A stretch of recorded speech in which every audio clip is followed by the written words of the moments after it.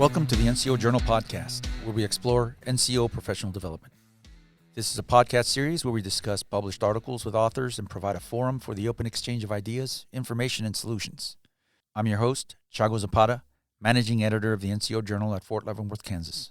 And with us today is Tony Mena, NCO Journal Senior Editor. Today, we discuss the article, Build a Ladder of Discipline, One Rung at a Time, with Sergeant Major Dennis Cronin, Brigade Operations Sergeant Major, 3rd Security Force Assistance Brigade, Fort Hood, Texas.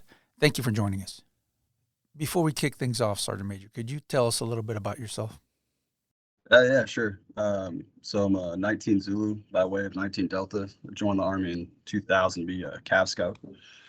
So I've done that my entire career, coming up on 22 years tomorrow, actually.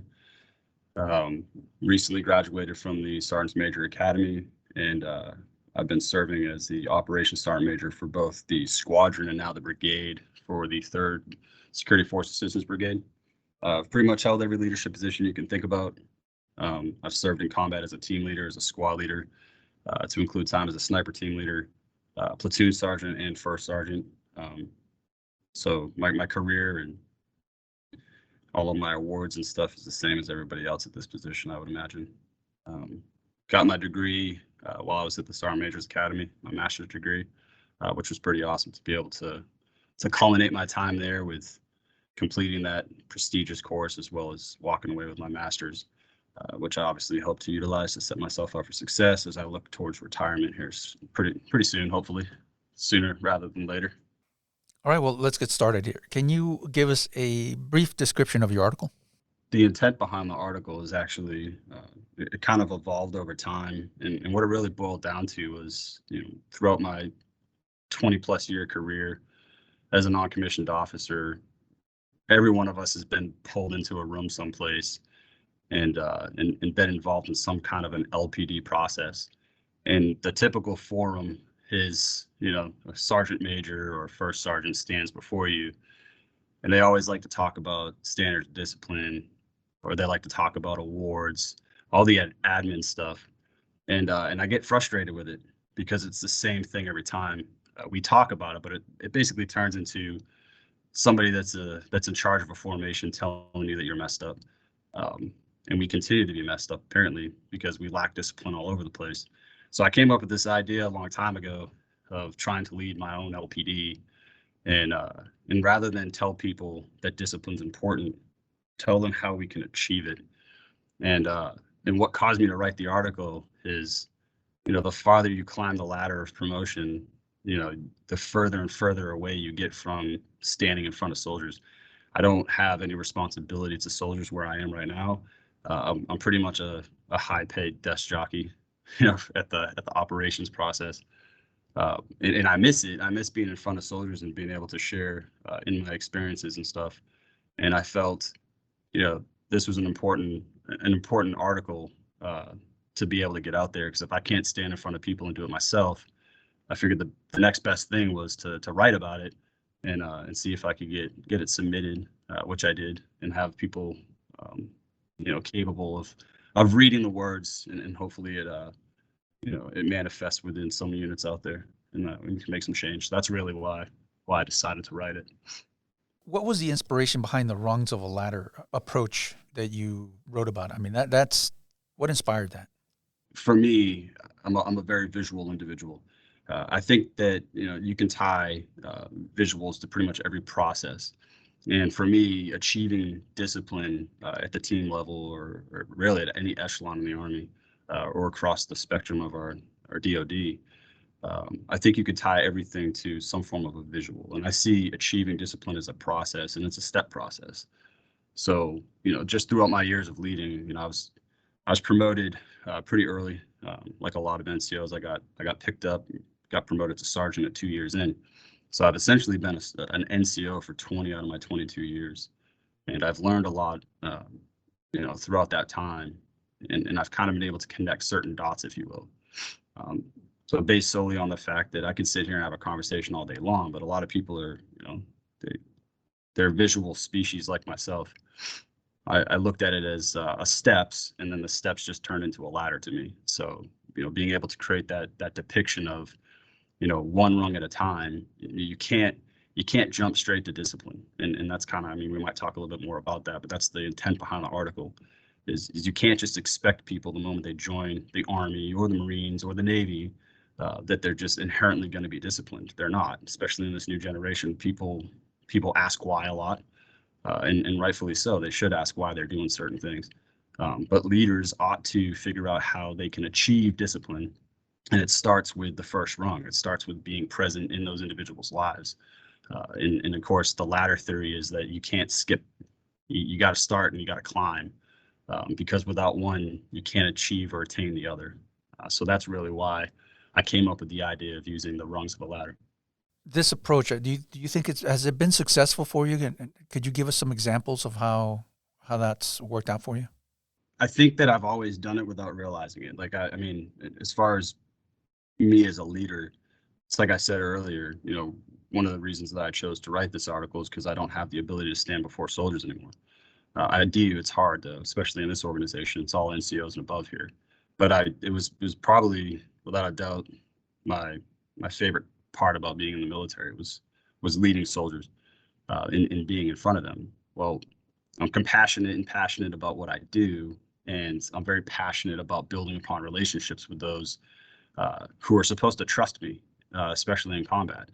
And I've always tried to be present, and every day, I see soldiers as a sponge that are willing and yearning to learn something new, and taking that experience that I've obtained through whether it's leading in combat or going to some MOS enhancing courses, graduating Ranger School or the Reconnaissance Surveillance Leader course, like all these things that I've learned over the years. Brand new soldiers don't have that. They haven't been.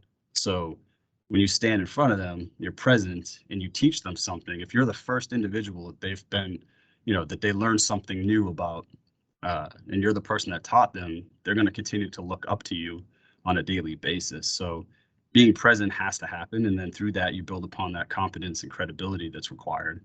And I've just always kind of done that. And how I gauge whether or not, back to your question, has this worked for me? How I think all leaders need to gauge their success leading people.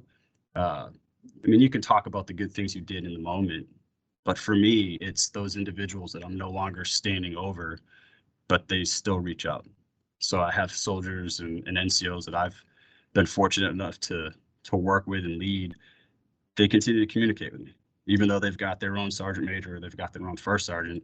I'm the one they choose to talk to. So that is how I know whether or not this process has worked well for me. I feel like your article really struck a chord with me, because I came up in the Marine Recon community as a corpsman, and I think like the rungs of your ladder are exactly what all my really good leaders did. I mean, leading from the front, establishing expectations, and it made you really like want to work harder for them. Yeah. So, man, I read your article. I was just like, oh my goodness, somebody nailed it. But my question here is, you talk in the beginning of your article about the empathy/discipline divide, and I was hoping you'd explain a little bit more about that. And with your tours in combat, do you feel like there's a difference between, I guess, with the empathy discipline divide, a combat scenario versus a garrison scenario? I think it's important that we establish relationships as leaders. Without establishing true relationships, you're not going to know your soldiers, and they're not going to know you.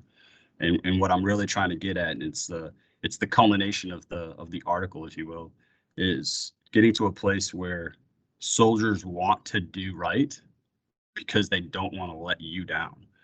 And to get to that relationship, that level of relationship, that is the ultimate show of respect and trust. And we operate, going into the combat piece, we've operated in a coin environment for the last 20 some odd years. And the Army and generally all the branches, we're focused on the future fight. We're focused on the potential of operating in large scale combat operations. That's great. I think that we should do that. However, I think the devastation that the world saw during Desert Storm, with the United States ground forces annihilating one of the largest ground armies, that told the rest of the world, like, we're probably not going to fight you that way ever again. and they've gotten an opportunity to see how we fight over the last 20 years, fighting a proxy war or counterinsurgency. So I think we can't lose sight of that, and that means that we're going to operate decentralized. So getting to a place of discipline, like I have to have that mutual trust within my subordinates to know that if I'm not always there with you, I at least know, or I have faith that you're doing the right thing. And again, the reason that they're going to do the right thing, hopefully, is because they respect the heck out of their leader, and they don't want to let the leader down. It's not doing the right thing because they fear UCMJ, because that stuff, it all goes, it's humanity.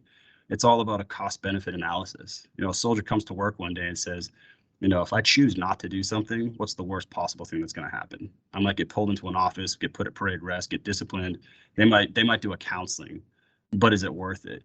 But if doing something, could lead to, UCMJ beyond a scolding, and we're talking about loss of potential pay, loss of promotion. Well, cost benefit analysis, they're probably not going to do it. But that doesn't mean that they're doing things because they respect their leader. They're just doing things because they don't want to get in trouble for it. So that kind of goes into the leading by fear versus trying to establish that relationship discipline divide. And that is what I tried to hint at. But to the empathy discipline divide, I've seen that as well. I think, especially in the combat arms community, I was raised with this, having your armor on at all times, brushing things off, sucking it up and driving on, just drink water, take Motrin, you'll be fine. Don't be a baby, all the terms that you've heard. And that's just how I always was. And I would say I'm no longer that way. Actually, one of the things that helped break that within me was the resiliency training that I went to. Of course, I went to resiliency training when it first started, and I thought I was attending the new Army's Master Fitness program. I had no idea what it was, but I got a lot out of it, and I would say it softened my heart a little bit. And then I also served one of my 4 companies as a first sergeant was the Warrior Transition Unit here on Fort Hood. So I'm surrounded by soldiers with legitimate problems, whether it be physical or mental problems, and you do get a sense of compassion fatigue. But if you're a compassionate leader, you're going to start to become a little bit more empathetic, putting yourself in their position. And sometimes I've seen leaders that lack presence. They don't know their soldiers. They don't know their subordinate NCOs the way they ought to.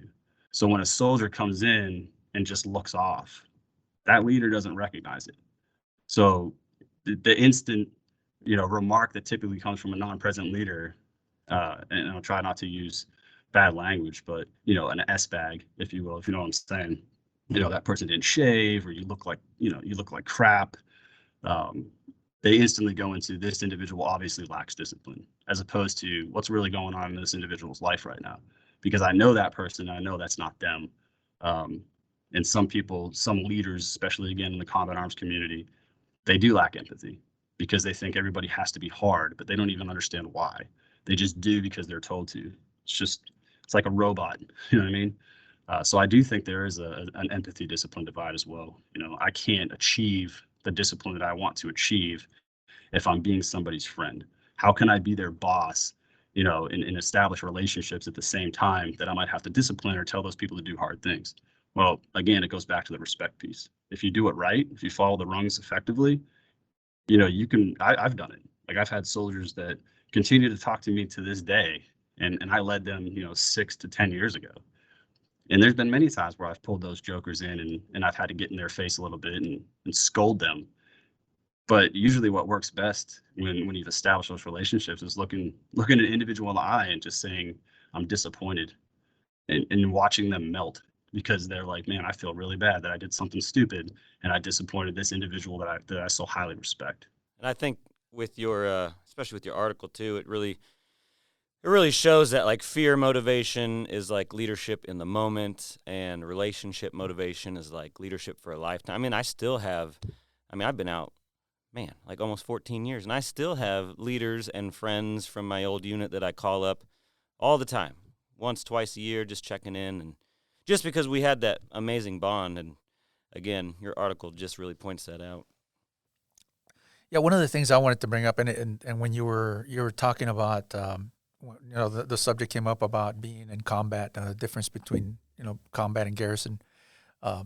There's I'm sure there's got to be like you can never be one way or the other. In other words, as a leader, there's still a little bit of fear that's inspired in the troops.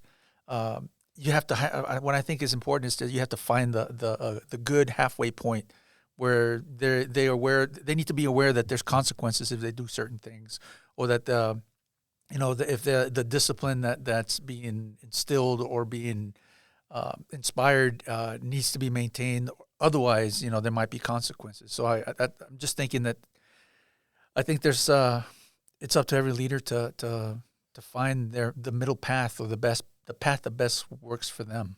What do you think of that thought? Yes, and there's so many different leadership styles out there, and at the end of the day, like in no way, shape, or form was the article uh, trying to negate the importance of discipline. I think on the contrary, it was trying to explain how important it is. Even going into the introduction, talking about it as a bedrock. And one of the things that's used in pretty much every board, that a non-commissioned officer will go through to get promoted, they'll always ask the question about the Blue Book. Who wrote the Blue Book? Baron von Steuben. Who was he? And why did he even exist? Well, it goes back to what I had mentioned. When we first stood up the Continental Army, these were people that were kind of somewhat voluntold.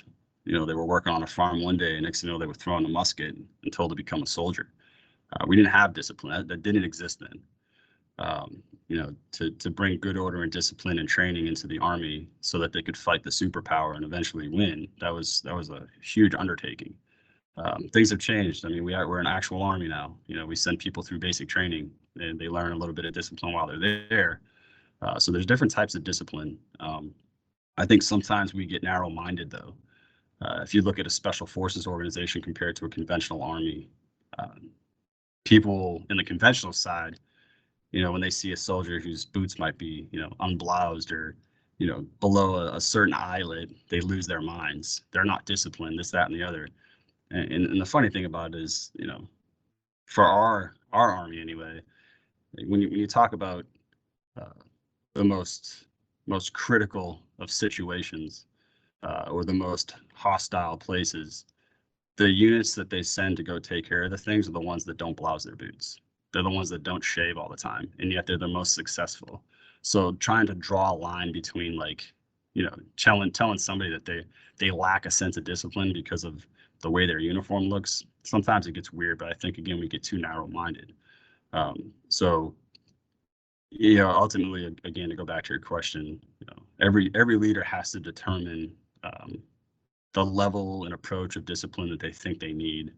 And what I always try to convince my soldiers of is, look, I get it. I know some of the stuff that we're told to do is, it's petty at best, but at the end of the day, I don't have a lot of time to lead you. I don't have a lot of time to train you. And what I don't want is for something so small and petty to take us away from the opportunity to go, shoot more rounds downrange, put more face paint on, and learn how to conduct reconnaissance operations. I don't have a lot of time to do it. And if we're getting scolded left and right because people lack the discipline to do something right, which causes me to be yanked away and then stand on the red carpet in front of somebody, then it's counterproductive to the mission itself. But again, I honestly believe that those petty things, soldiers will naturally just do it because they're being told to do it, but it depends on who's telling them. And if they respect you as a leader, they're going to do it. Even if it's petty, even if they think it's dumb, they're going to do it. And again, they're doing it because they respect you and they don't want to let you down, or they don't want to see you get in trouble. If they don't like you, if you're not present in their lives and you haven't earned their respect, good luck. You're going to end up on the red carpet constantly. And all you're going to do is you're going to scold your soldiers for doing the wrong thing. And it's like bashing your head through a brick wall. It's not very effective. So they're clearly not climbing these rungs or doing something right. They're consistently failing and wondering why they have soldiers that lack discipline. It starts with you. They just don't look inward.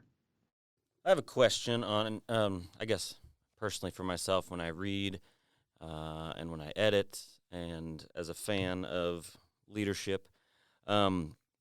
I have a question on your time in combat and the personal touch. So, what was a great leadership moment from your operations? I mean, it says you were in both theaters.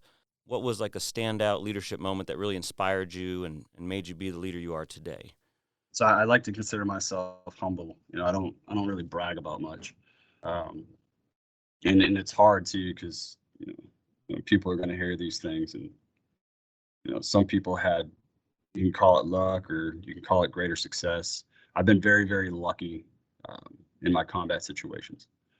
I've never lost a soldier in combat that was directly under me. Um, and, and some of that has to do with the people that I was fortunate enough to have. I'm not that good, but we built a great bond. Um, and for me, ultimately, like I think the greatest thing that can happen after a deployment to combat is to come home and know that every single one of the people you brought back with you. Um, I would say it's funny because this is the type of stuff that'll get me in trouble, but that's okay. What it's done for me is it's convinced me to act on my convictions even more. So um, I've said no. We live by this mantra in the Army that you can always get to yes, um, and you can. But the problem is when we do that, we're not taking account of the trail of tears, blood, and sweat that was left behind getting to yes. Like NCOs, they will get the job done no matter what, um, but it burns us out over time. And I say no. I've been told, hey, you have to do this, and I've said no, I'm not doing that. That doesn't make any sense tactically, because at the end of the day, you might tell me that I'm going out to accomplish something, but I'm the guy on the ground that's responsible for bringing my men and women back. And a lot of people will disagree 100% with that statement.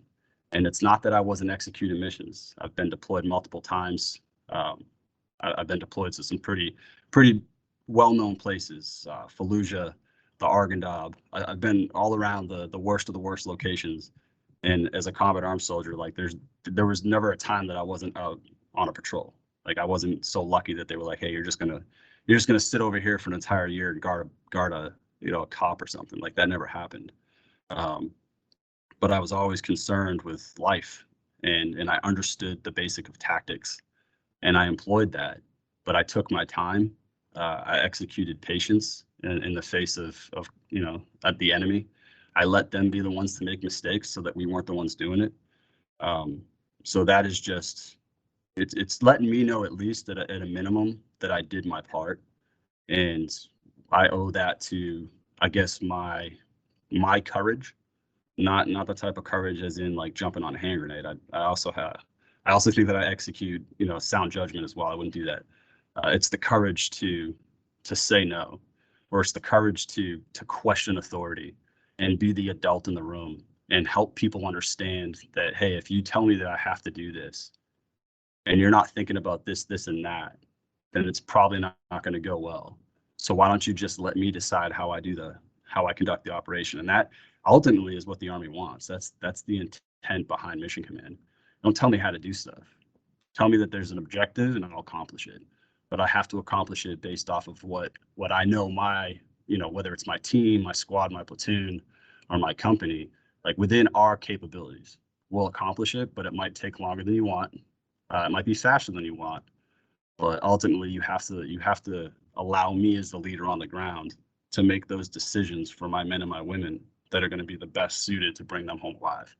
And having been able to effectively bring every single one of my men and women home from combat has been huge, and it's just inspired me to continue to do what I've been doing because it's clearly worked. To expand on that real quick, I guess what rank were you when you went over? And then was there anyone over you that was a good role model and maybe a moment from there that they sort of explained either your ladder process or just how to be a good leader, that the way that you have done with this article for younger NCOs, was there anyone that did it for you either in combat or in garrison? Like what's just an amazing leader that just resonated with you? My first squad leader in the Army, this was prior to combat, um, was ultimately my inspiration to be the leader that I am today.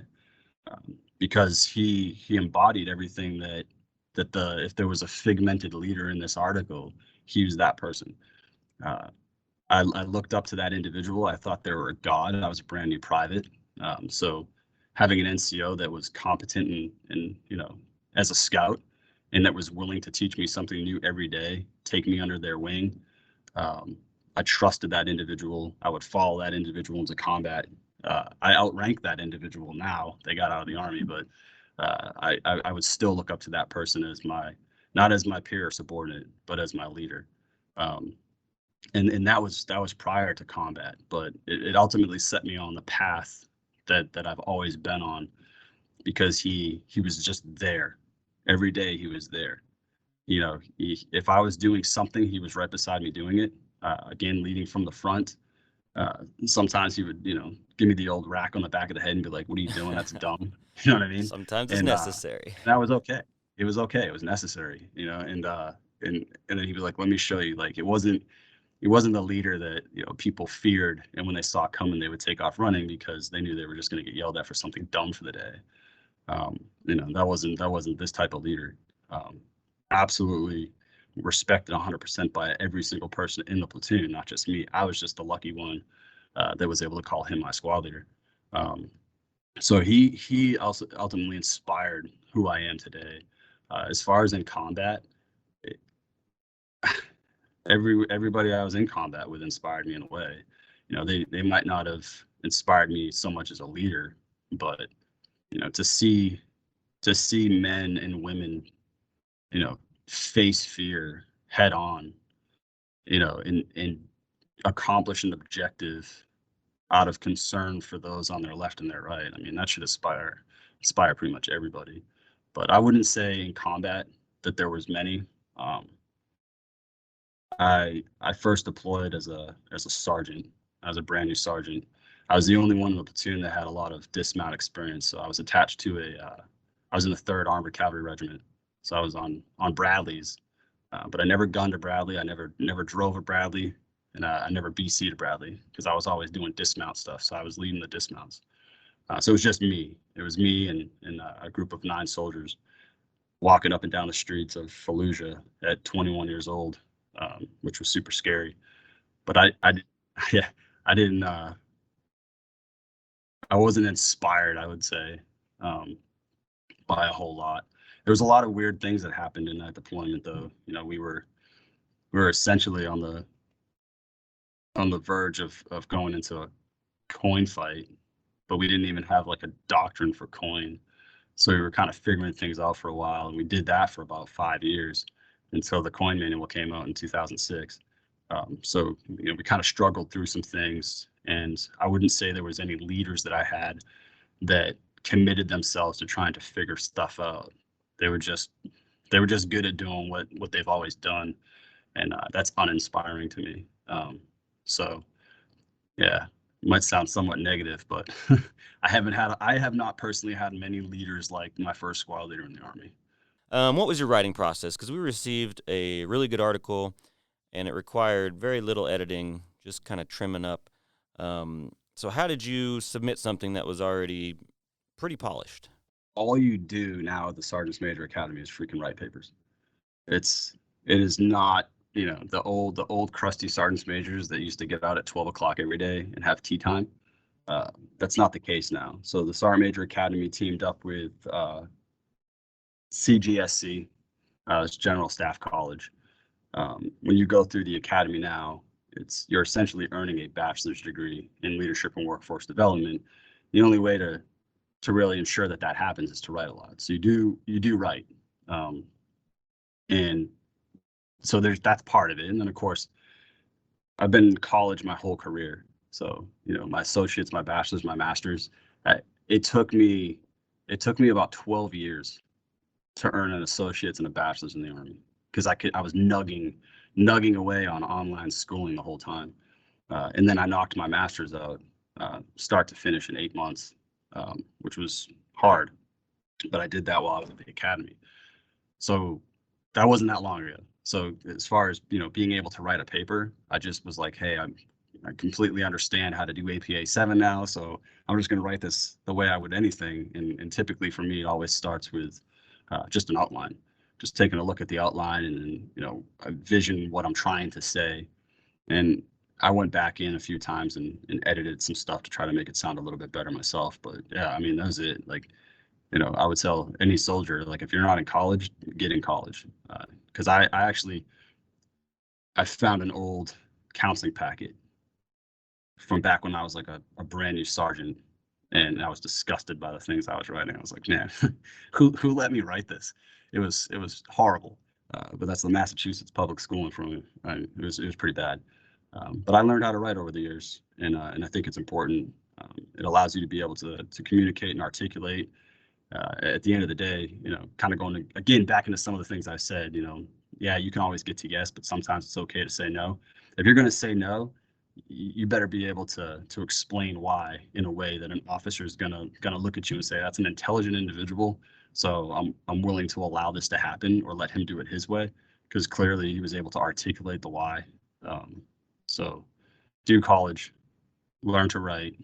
It's beneficial, and then you can send an article up to the NCO journal, and you guys don't have to edit much. I mean, it is a process, and it's a constantly evolving process. And the more you do it, the better you get at it. The better you get at it, the more you can do it, the more recognition and credibility, I guess, you have when you do it. So, good job, and we appreciate your submission. It's not, again, I'm humble. It's not for me to tout my horn and run around and be like, look, everybody, I published an article, you should go read it. But it is that clout, so I can give an LPD and say it's based off of this, and I can provide them a read ahead, because I really want to build upon that dialogue, because I'm not the smartest man in the world. There's going to be somebody in that room that's going to bring up points that I wish I had thought of. But if I can at least get the momentum going, so that LPDs in our future are less about, here, I'm going to tell you why discipline's important. Like, got it. Like, we all know discipline's important, but yet we still struggle. The problem is that it's a consistent antagonist that we've yet to figure out. But I think that there's a way. And it's not the only way. It's a way that I did. And if we can get more people to think that way, I think ultimately we'll see less problems. So with your leadership experience, because you've done like every leadership position, this is more of a practical answer for the force. How can a leader or sergeant major, either one, I guess rank doesn't really matter, but how can they get their soldiers to write and generate discussions like you have done to improve the Army? I think it starts with explaining to them the outlet. I only learned about the NCO journal. I mean, I heard about it, but I only learned about our ability to write and then submit articles and stuff while I was at the academy. So I don't think that it's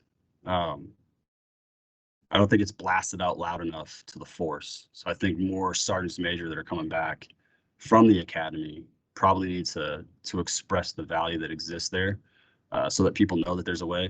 Because you'd be shocked, or maybe you wouldn't be shocked, but there's some extremely intelligent soldiers out there that have some really, really credible ideas, and it starts with giving them an outlet to to write and get the conversation going in the first place. So it begins there. But then the next part about it is they have to care. You got to find those soldiers that actually care. And if an NCO, hears a conversation or sits down with one of their soldiers, and a soldier presents an idea or something, they should encourage them. It's all about the encouragement piece. Like, NCOs need to encourage their soldiers. Like, hey, that's amazing. That's a great idea. You should write something about it. Give them the time to do it and help them through the process. Because I think that's the only way to encourage people to do it, is show them that there's a way, give them the time to do it, encourage them that the things that they're talking about have value and could absolutely change or impact the way things are done in the Army. Thank you for being with us, for taking the time to have this conversation with us and to expand on your excellent article. And thank you to our audience. Remember to put your knowledge to the page, submit articles, and get published with the NCO Journal. Don't forget to check out our webpage and follow us on social media.